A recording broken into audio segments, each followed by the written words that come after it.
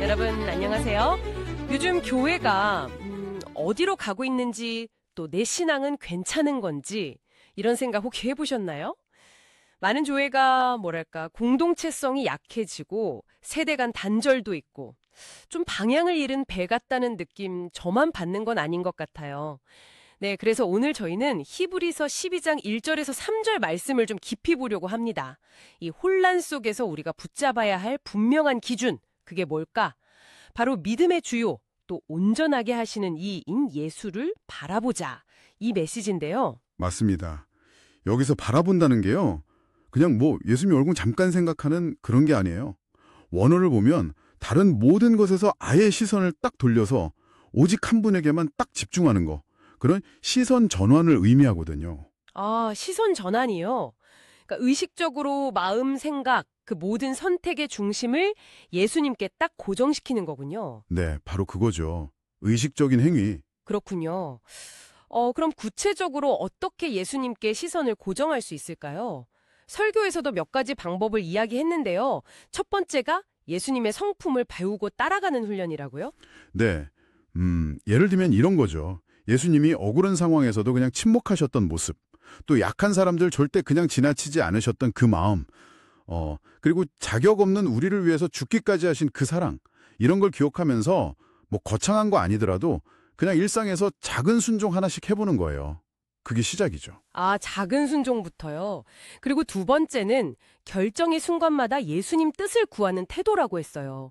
겟세마네 동산에서 예수님이 내 뜻대로 마시고 아버지 뜻대로 하셨던 것처럼요. 맞아요. 직장 문제든 관계든 아니면 시간을 어떻게 쓸지 같은 사소한 거든 예수님이라면 이 상황에서 어떻게 하셨을까? 이렇게 한번 물어보는 거죠. 예전에 교회 이전 투표 같은 거 할 때도요. 내 생각이 중요한 게 아니라 각자 기도하면서 하나님의 뜻을 묻는 그 과정 자체가 중요했던 기억이 나네요. 그렇죠. 바로 그 과정이 예수를 바라보는 거예요. 세 번째는 고난 중에서도 예수님을 기억하는 거. 예수님이 그 십자가 고통 앞에서도 우리를 구원하실 기쁨을 미리 보셨다고 하잖아요. 그러니까 우리 삶의 어려움 속에도 분명히 어떤 의미가 있다, 이걸 믿는 거죠. 외롭고 손해보고 조롱당해도 끝까지 참으신 그 예수님을 바라볼 때 우리가 길을 잃지 않을 수 있다는 겁니다. 마지막 네 번째는 기도. 기도로 예수님과 계속 연결되는 삶, 이게 중요하다고 강조했어요. 네, 예수님도 바쁘실수록 또 힘드실수록 더 깊이 기도하셨잖아요. 문제 앞에서 먼저 무릎 꿇는 습관, 이게 정말 중요해요. 기도가 잘 안 될 때도 있잖아요, 사실. 그럼요. 그럴 때도 그냥 주님, 좀 도와주세요, 이 한마디. 아니면 말씀이라도 한번 펴보려는 그 작은 노력. 그게 다 연결의 시작이에요. 아, 그렇군요. 중요한 건 이렇게 예수님을 바라볼 때 진짜 변화가 시작된다는 거네요. 네, 맞아요.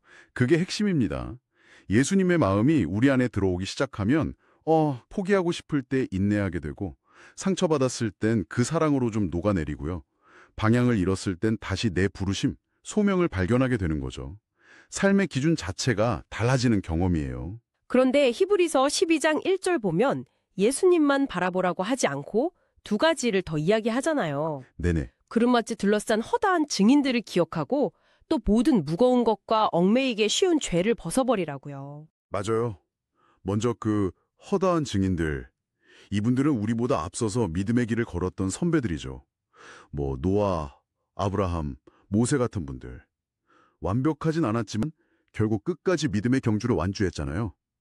그분들 이야기가 오늘 우리에게는 너도 할 수 있어. 이런 격려랑 위로가 되는 거예요.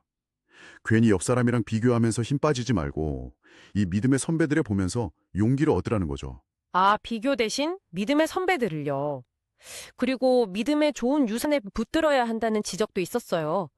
요즘 교회가 너무 막 새로움이나 속도 이런 것만 따라가다 보니까 깊이 있는 신앙훈련이나 좀 전통적인 예배의 가치를 놓치는 경향이 있다는 거죠. 네, 그렇죠.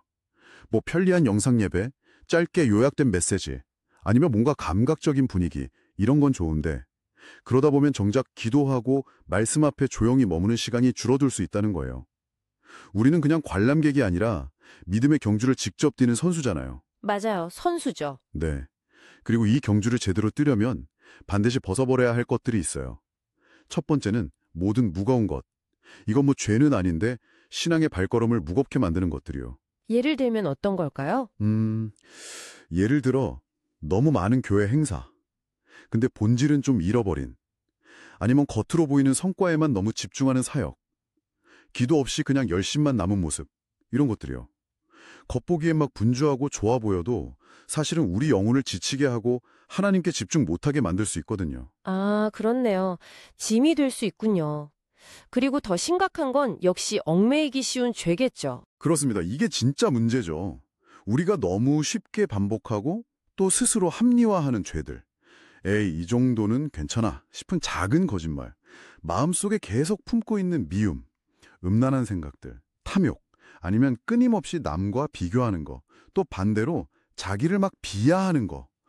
이런 것들이죠. 아, 듣고 보니 정말 얽매이기 쉬운 것들이네요. 네, 이런 죄들이 우리 발목을 딱 잡아서 경주를 못하게 하고 결국 하나님과의 관계를 결정적으로 가로막는 거예요. 성경은 그래서 이런 죄들과 타협하라고 안 하고 벗어버리라, 심지어 죽이라고까지 아주 단호하게 말씀하거든요. 벗어야 달릴 수 있고 버려야 비로소 예수님을 제대로 바라볼 수 있다? 그런 말씀이시군요. 결국 예수를 바라본다는 건 그분의 성품을 닮아가려고 애쓰고 또 중요한 순간마다 그분의 뜻을 묻고 고난 중에도 예수님을 기억하고 기도로 계속 연결되는 그런 전인격적인 과정이네요. 맞습니다. 동시에 믿음의 선배들을 기억하면서 격려받고 신앙의 진짜 본질을 붙잡고 또 경주를 방해하는 짐이나 죄는 과감히 벗어던지는 결단도 필요하고요. 자, 이제 잠시 여러분 자신에게 한번 질문해 보시면 어떨까요? 지금 여러분의 믿음의 경주를 무겁게 만드는 짐은 뭔가요? 혹은 자꾸만 발목을 잡는 얽매이기 쉬운 죄는 없을까요? 오늘 주님 앞에 솔직하게 이건 좀 내려놓고 싶다 하는 것은 혹시 없으신가요? 기억하시면 좋겠습니다. 믿음이라는 건요, 그냥 스쳐 지나가는 어떤 감정이 아니에요. 우리가 매 순간 의식적으로 선택해야 하는 방향입니다. 세상의 수많은 것들이 자꾸 우리의 시선을 빼앗으려고 할 텐데요. 오늘 여러분은 어디에 그 시선을 고정하시겠습니까?